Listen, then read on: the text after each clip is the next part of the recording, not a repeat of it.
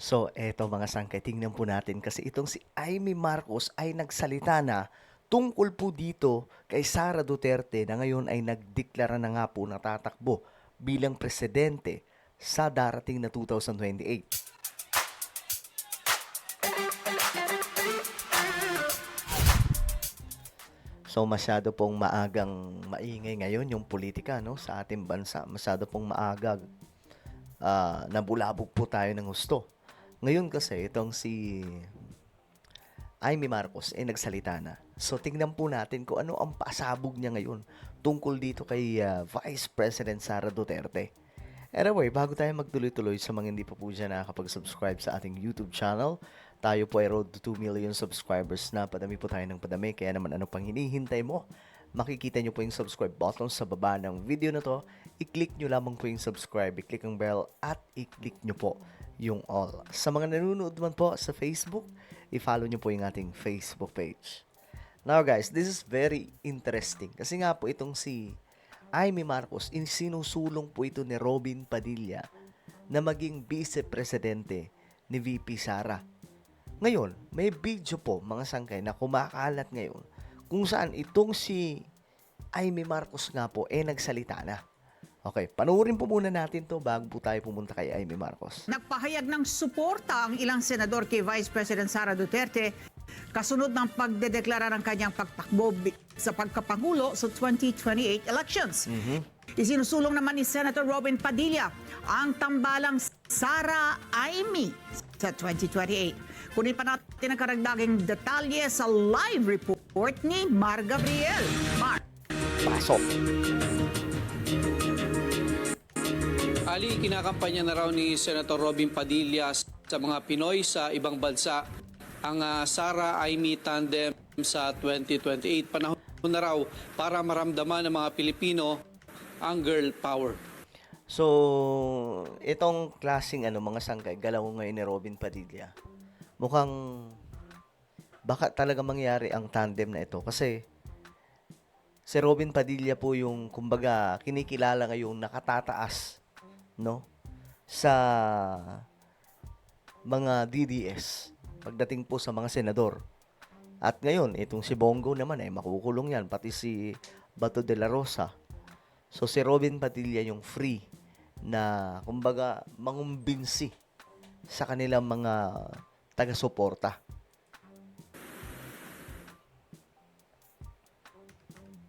Suportado ng kanyang mga kaalyado sa Senado ang pagdedeklara ni Vice President Sara Duterte na tumakbo sa pagkapangulo sa 2028 elections. Sabi ni Senator Amy Marcos, itinagalang sa bato ni Sara ang hiling at panawagan ng kanyang mga taga-suporta at kinumpirma rin ito ang takot ng kanyang mga kalaban. Si VP Sara din daw ang kabaligtaran ng administrasyon at siya ang magbibigay ng direksyon sa kawalang patutunguhan ng bansa. Yun yung pasabog ni Amy Marcos. Mamaya, basahin po natin yan. Taglay din daw ni Sara ang tapang at malasakit ng kanyang ama na si dating Pangulong Rodrigo Duterte at ang hangarin na tumulong sa Maralita. Wala pa rin charge talagang ang tao galit na at naghihirap. Kaya maganda na kahit papano meron tayong pag-asa, meron tayong pinanghahawakan. Para naman kay Senator Bongo, panahon na para maibalik ang kaayusan at kaligtasan sa bansa.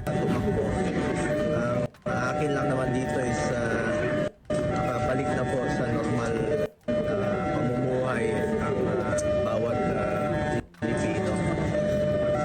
Yun lang po ang inaasam ko sa ngayon. Alam niyo naman po ang hangarin ko kung merong gobyernong tapat.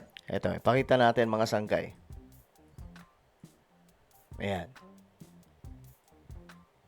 At nagmamalasakit sa kapwa Pilipino.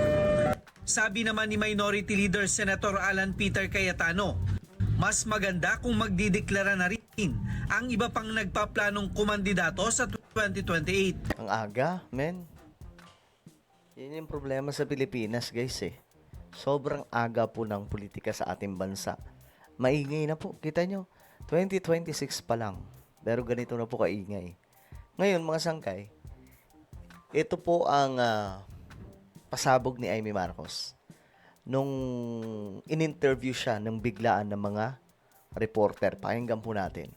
100 years ago, tanda na natin. Sarah Wala, Sarah Ivy daw, sabi ni Senator Robin. Ay, Ito, tinanong, Ma'am, Sarah Amy daw. Yan ang sinusulong ni Robin.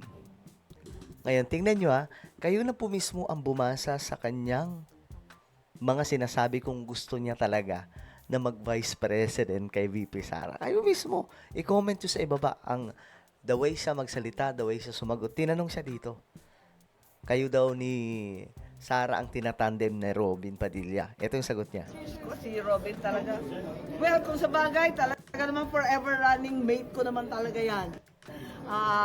Takbo, gapang, luhod, patayo, paupo. Hindi ko naman siya malanman iniwanan. Safe. Safe answer, guys. 'Di ba? Sa bagay, partner ko naman yan, ganito yan. Patayo, gapang, paupo, etc. Kahit kailan naman daw hindi niya iniwan yan. Hindi niya sinabi ng diretsahan na gusto niya maging vice. Pwede naman sana sabihin, halimbawa, kung gusto niya maging vice-presidente, sasabihin niya kaagad, well, kung pipiliin tayo, edi walang problema. Hindi niya sinagot ng gano'n. Ang sabi lang niya, forever partner ko yan. A forever running mate. Diba? Play safe. Ayun. So willing kayo mag-VP kay VP Sara pag tumakbo siya sa 2020? Hello? No. Willing ba kayo mag-VP kay VP Sara? Painggan nyo. Basta sunod-sunuran ako doon. Oo, so open ma'am. Ha? Open to VP. Sunod-sunuran daw siya doon. Alam niyo yun guys, yung sagot niya, play safe. Sabi niya, ay nako, sunod-sunuran ako doon. So sa madaling sabi, pag sinabi ni Sara na mag-VP ka, mag-VP siya. Hindi siya nag-announce. Kaya muna siya. Kayo talaga. Pero ma'am, yung kanyang announcement na yon, anong tingin niyo magiging epekto nito? Maganda yan kasi nabibigyan ng pag-asa ang lahat ng tao. Dahil napakahirap ng panahon, ang gulo-gulo ng gobyerno, napaka-corrupt, wala pa rin charge. Talagang ang tao galit na at naghihirap. Kaya maganda na kahit papano meron tayong pag-asa, meron tayong pinanghahawakan. Sir, officially considering running for VP? Come, let's go. Pero kung pipiliin po kayo ni VP I'm- Sara ma'am, kung pipiliin kayo ni VP Sara. Thank you, maraming salamat. Nila Senator Robin ay Sara ay kasi girl power daw ma'am. Pasaway si Robin. Thank you. Thank you po. Play safe. Pero mga sangkaya, ewan ko kung anong reaction niya dyan. But for me, nararamdaman kong gusto niya eh. Nararamdaman ko yung feeling na gusto niyang sabihin, pag pinili ako ni VP Sara, why not? Diba? Nararamdaman ko yung ganong klaseng aura ni Senator Amy Marcos. But kayo guys, ano sa tingin niyo? Anong inyong opinion? Comment down below. Meron tayong YouTube channel. Ito ay Sangkay Revelation. Hanapin niyo po ito sa YouTube. Magaganda po. Garantisado yung mga content natin dito.